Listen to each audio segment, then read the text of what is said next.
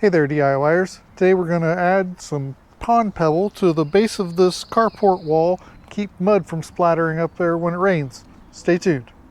Okay, so I got some plastic. We're going to lay it along the bottom here. We're going to, I guess, first kind of level it out with a hoe or rake and get that all kind of cleared out. And it'll probably come out probably about 1.5 to 2 feet.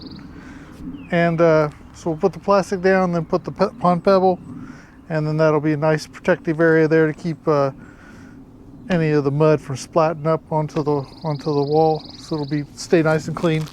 So let's go ahead and get that kind of cleared out. Let me go get the hoe.